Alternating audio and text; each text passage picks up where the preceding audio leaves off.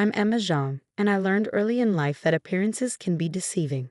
Growing up in a modest apartment above my parents' small grocery store, I watched them work tirelessly, saving every penny they could. What our neighbors didn't know was that my parents were silent investors in several successful tech startups, teaching me that true wealth doesn't need to announce itself. Remember, Emma, my father would say while counting the day's earnings, money talks, but wealth whispers. I took those words to heart, excelling in finance and economics while working part-time at our store. By 25, I had my MBA and had quietly built my own investment portfolio worth millions. But I kept my success private, preferring to be underestimated rather than invade. That's how I met Michael. It was a rainy Tuesday at the local coffee shop where I often worked on my laptop, managing my investments while appearing to be just another young professional. Michael rushed in, drenched and frantically checking his watch. "The register's card reader is down," the barista announced apologetically. Michael patted his pockets, realizing he'd left his wallet at home. I noticed his expensive but worn briefcase, a gift from someone special, perhaps, and his kind eyes. "I've got it," I said, stepping up to pay. "Oh no, I couldn't," he started to protest. "Consider it karma," I smiled. "Maybe you can return the favor someday." That favor came in the form of dinner the following week.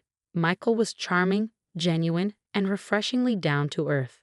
He worked as a middle manager at Preston Financial, one of the city's largest investment firms.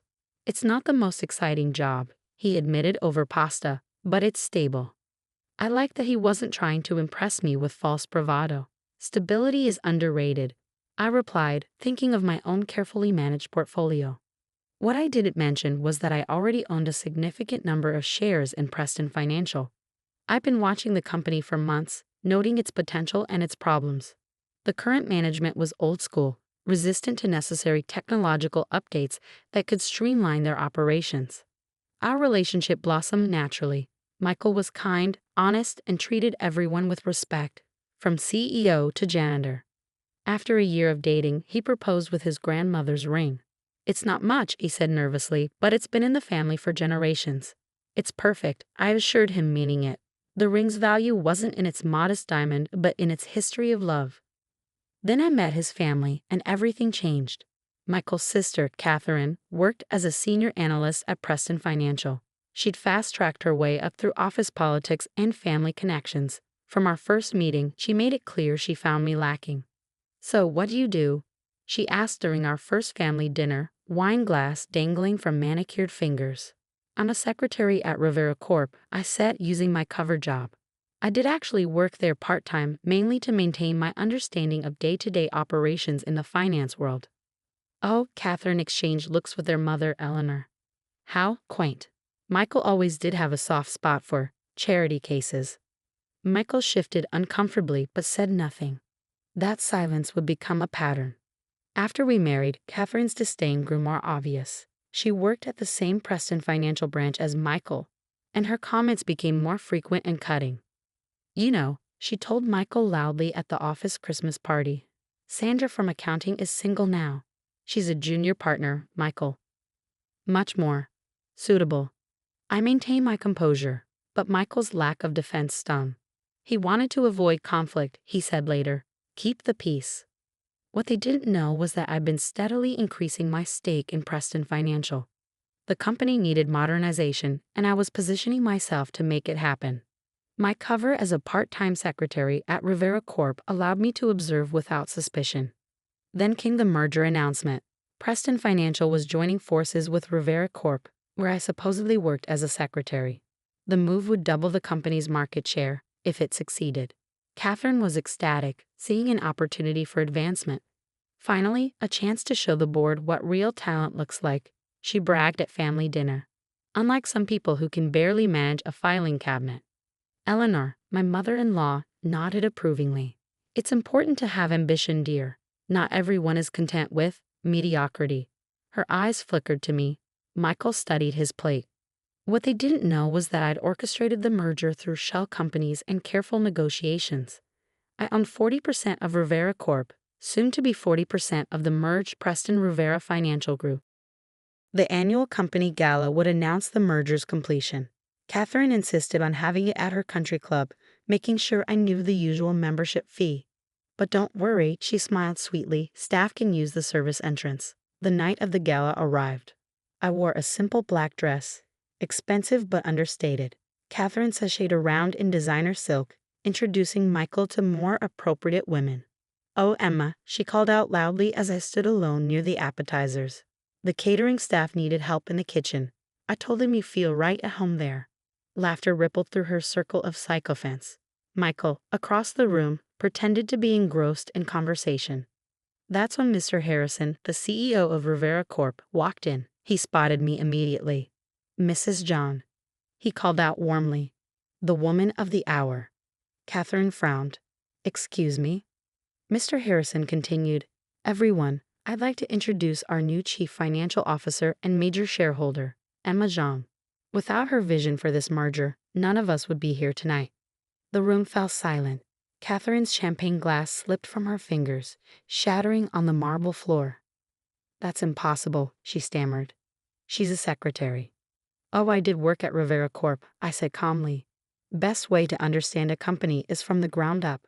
But I've also been one of the largest shareholders in both Preston Financial and Rivera Corp. for the past 3 years."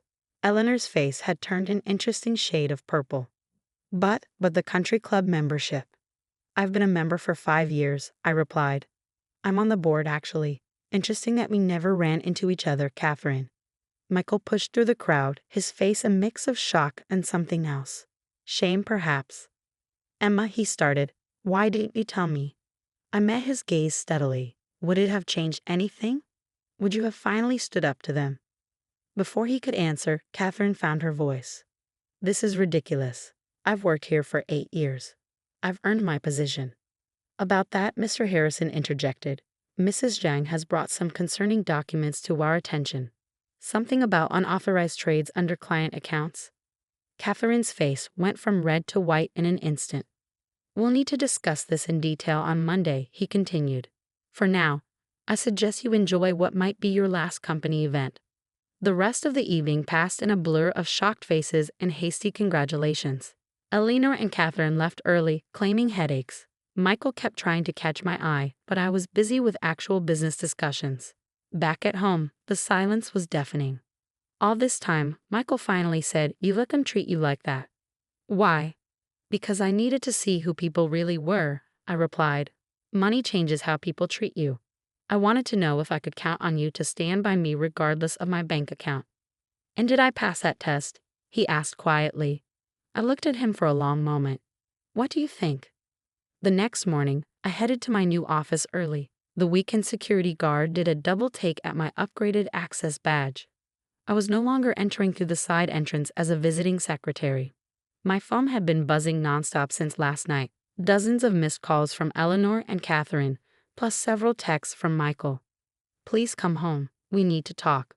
I know I messed up. Give me a chance to explain. Emma, I love you. Don't throw away our marriage over this." But I had work to do.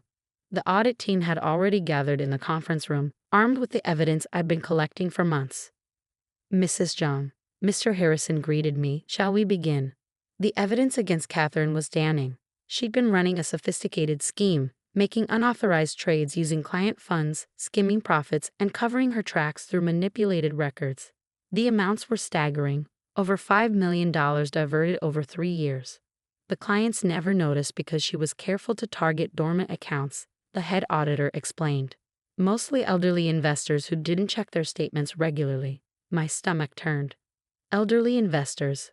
A quick check confirmed my suspicion. One of the affected accounts belonged to Michael's grandmother, the same one whose ring I wore. Catherine had stolen nearly $200,000 from her own grandmother's retirement fund. As we reviewed the documents, my assistant interrupted.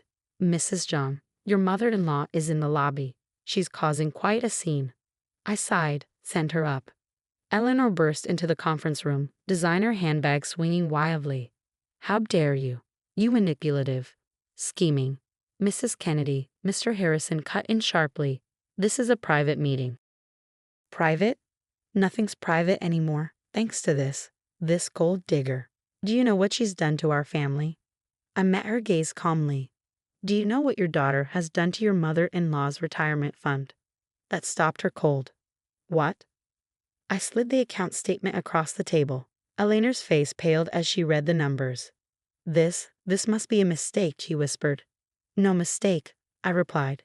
Catherine stole from her own grandmother and dozens of other retirees. Eleanor sank into a chair, her righteous anger deflating. But she said she was doing so well at work. She was, at fraud. I stood up. The police will be here within the hour. I suggest you get Catherine a good lawyer. As if on cue, Catherine burst into the room, Michael trailing behind her. You can't do this, she shrieked. I've work to do hard. Save it for the police, Mr. Harrison interrupted. They're very interested in your creative accounting. Michael stepped forward. Emma, please. There must be another way. She's my sister. I looked at my husband, really looked at him. And I'm your wife. Or did you forget that every time she humiliated me? I didn't know about any of this, he gestured helplessly at the documents. You didn't want to know, I corrected. Just like you didn't want to see how they treated me. It was easier to stay quiet, wasn't it? Catherine's face had taken on a calculating look. I have dirt on other people too. If I go down. Save your threats. I cut her off. Every trade, every transfer, every doctored document has been traced. Your dirt won't save you from prison. Eleanor began to cry. Think of our family name. Like you thought of your mother's retirement? I asked quietly. She trusted you with her account, Catherine. They all did. The police arrived minutes later. As they led Catherine away in handcuffs, she turned to Michael one last time. Are you really going to let her destroy our family? Michael stood frozen, torn between family loyalty and moral obligation. In that moment, I made my decision. Send the divorce papers to my lawyer, I told him. I'll have my things out by tonight. Emma, wait. He caught my arm. I know I failed you. But please, give me a chance to make it right. I gently removed his hand. You had 3 years of chances. Every time they belittled me, every time they treated me like dirt. Those were chances to stand up for your wife. You chose your side long ago. The aftermath was swift and merciless. Catherine pleaded guilty to multiple counts of fraud and theft. She was sentenced to 8 years in prison and ordered to repay millions in restitution. Eleanor and Michael's father had to sell their country club membership and downsize their home to help cover Catherine's legal fees. I threw myself into transforming Preston Rivera Financial. We implemented stricter oversight measures, modernized our technology, and established a restitution fund for Catherine's victims. Michael's grandmother was the first to receive full compensation. Months passed. I granted Michael an amicable divorce, even letting him keep the apartment. Some called me too generous, but I remembered the kind man who'd forgotten his wallet that rainy day. He wasn't a bad person, just a weak one. One evening, as I worked late in my office, my assistant announced an unexpected visitor, Michael's grandmother. She walked in slowly, leaning on her cane, my former engagement ring glinting on her thin finger. Michael had returned it to her after our divorce. I owe you a visit, she said, settling into a chair, to thank you for protecting my retirement and to apologize. You have nothing to apologize for, I assured her. Oh, but I do. She reached into her purse and pulled out a small box. Inside was the engagement ring. I want you to keep this. I couldn't possibly. You protected not just my savings, but my dignity. That's worth more than any ring. She smiled sadly. Besides, you were always more of a granddaughter to me than Catherine. After she left, I stood at my office window, watching the city lights flicker on. The ring sat on my desk, a reminder that true worth isn't in what we own, but in what we stand for. Eleanor still tries to contact me occasionally, usually when she needs money. Catherine writes from prison, alternating between threats and pleas for help with her appeal. I forward all communication to my lawyers. Michael sent me one final email. I finally understand what real strength looks like. It's not in keeping the peace, but in standing up for what's right. I'm sorry I learned that lesson too late. Take care of yourself, Emma. I did keep the ring, not as a reminder of what I'd lost, but of what I'd gained: self-respect, clarity, and the knowledge that sometimes the greatest wealth lies in being true to yourself. Last week, I approved a new financial literacy program for seniors, free workshops to help them protect their investments. We named it after Michael's grandmother. It felt right, turning past pain into future protection. The morning sun streams through my office window as I review the latest merger proposals. My father's words echo in my mind. Money talks, but wealth whispers.